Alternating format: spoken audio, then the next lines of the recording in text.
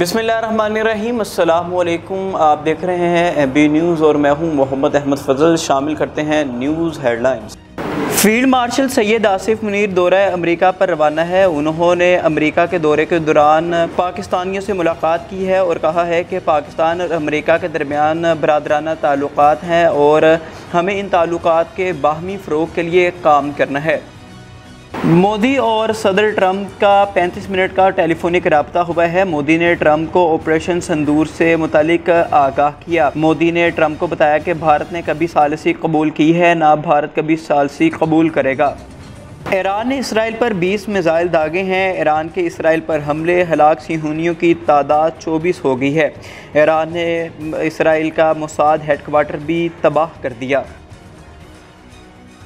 चीनी सदर का ईरान और इसराइल के दरमियान कशीदगी को कम करने का मुतालबा। उन्होंने कहा है कि अफ्रीकन कशीदगी में कमी के लिए जल्द इक़दामात करें। जैकबाबाद के करीब जाफर एक्सप्रेस ट्रेन की ट्रैक पर धमाके में ट्रेन को नुकसान पहुंचा है और धमाके की जगह पर 6 फुट शगाफ पड़ गया है।